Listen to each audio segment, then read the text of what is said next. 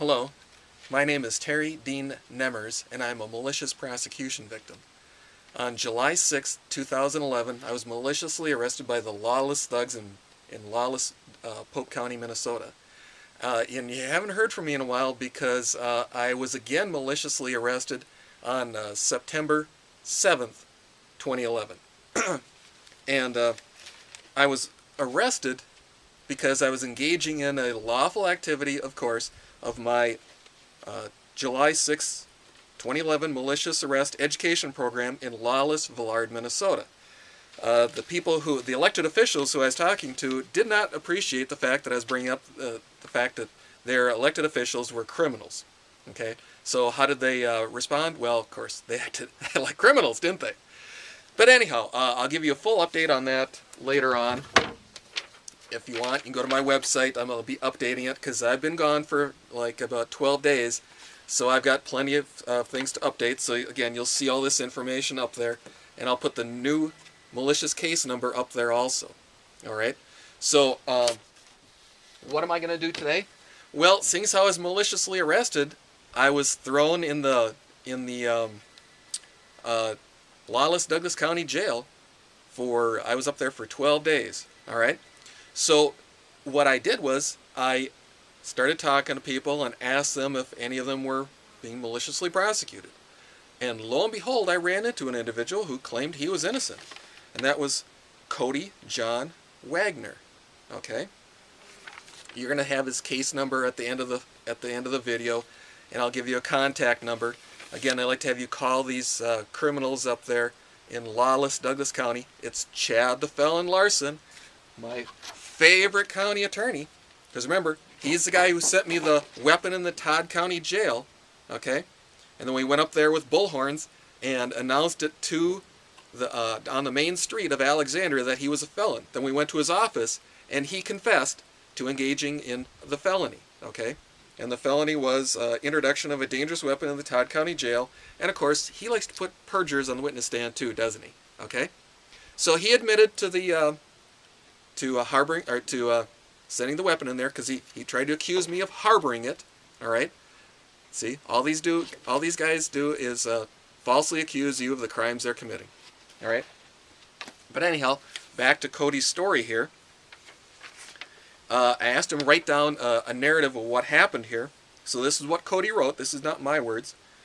He said, on September 6, 2011, I was trying to get blank out of my house, and I went to grab her stuff and put it in the hall. She pulled a knife and said, "Don't touch my stuff." I happened to get the knife from her, put the knife in my room, on the floor, kicked some clothes aside, and shut the door. By the time she was in the hall, I shut my door and locked it, and went to my girlfriend's house. 10 minutes later, the cops called me and said to come to talk to them. So I did, and I went, and let's see. And they told me to stop and drop to my knees and put my hands behind my head, and they cuffed me and talked to me, then searched my house. 40 minutes later, put me in a cop car, and to jail I went. Okay? The part he failed to put in here was that this blank lady claimed that he had destroyed her cell phone. Was the cell phone destroyed? No. Okay? So he was, of course, this is what, she told the cops, and the cops, being good Dick Tracys, searched it out and charged him with assault in the second degree, dangerous weapon, interference with a 911 call. Okay, that's the cell phone deal. Remember, but cell phone's not destroyed. So you'd start to think if half the story, of the charge doesn't mesh with the rest of the story, you'd think that the whole story is a bunch of bullshit, right? Not up in Alexandria, not in Douglas County. See, because they follow the lawless Polk County theory, which is, hey, whatever someone says, we're just going to go with it because we want you in jail. We want to collect money off you. And maybe you're stupid enough to take a plea deal because you're scared that we're going to, hang you with a felony. All right? So, of course, this assault charge is a felony. And I do believe the interference with a 911 call is a gross misdemeanor. Now, according to him, allegedly they're going to drop this 911 deal. Whether that's true or not, I don't know. Okay, I just looked on the Minnesota remote for Cody, and that charge was still up there. So I don't know if that's true or not. But anyhow, I like to everyone call up Chad the Felon Larson. Don't be afraid to call him a felon, because he is an admitted felon. He did it on video with witnesses. Okay, so he's admitted that he's a felon. Maybe you want to ask him why he's prosecuting poor Cody for a felony when he's an admitted felon. That might be an interesting question. Oh, and they might want to tell you that this Timothy Hochsprung, he's the guy who was prosecuting the case. Remember, he witnessed Chad the Felon Larson confessing to this felony. Boy, it seems like Timothy doesn't really care whether Chad the Felon Larson commits felonies or not, does it? See, so obviously Timothy doesn't really give a shit about, whether Cody's innocent or guilty. He just, he's just in it for the money, right? Appears to be. Okay? Because old Timmy should have turned on Chad here and turned him into the feds, I would think. Doesn't appear that's the way it is it? As far as I know, Chad's still the county attorney. He's still getting that $88,000 a year. Okay, maybe you want to ask him why he's getting $88,000 a year when he shouldn't even have a law license. He should be disbarred and sitting in prison someplace. Okay? So anyhow, please do a call. And again, no threatening calls. Make sure you express your righteous indignation, but no threatening or harassing phone calls. Okay? But call up Chad the Felon Larson and ask him why is he maliciously prosecuting poor Cody there. Okay? Thank you for your time.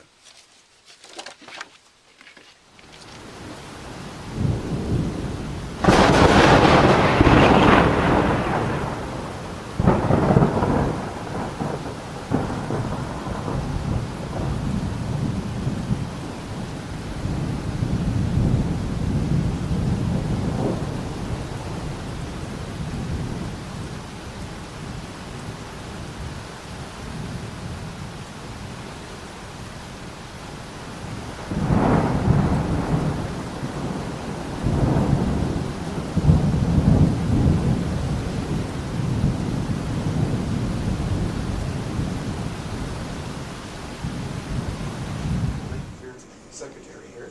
Okay. So all I want to know is an answer. Hey, the felon. What the answer is. What did they do? How you doing, Mr. Felon? Terry, here's your buddy. No, see, I'm here on legitimate business. I'm talking to this individual. You have an appointment. I don't need an appointment. You're trembling. Are you that scared? See, because I'm here on legitimate business. You can leave. If you want to call the cops, fine. See, because I'm talking to this individual right here. Okay? You're interrupting my conversation. What? Listen to me. I am listening to you, and I'm just ignoring you too. Okay, then you can leave. Oh no, because I'm listening. You can, if you want to talk like an adult, you set up an appointment. You don't bring in cameras or dolls or anything else. Oh, is that what you're going to try and pull on me, Chad? I'm not scared of you. Are you going to send a SWAT team after me? Go ahead. You think I'm scared about the cops coming up? I'm not. Remember, you sent a SWAT team after me? I'm not scared of the You're a SWAT team. convicted felon. You can't have guns, Terry. Oh, you're a felon too, Chad. Yeah, perjure. Into the Todd County jail. Weapons even. Unreal. Unquestionable evidence. You Harvard it, didn't you? Oh, no.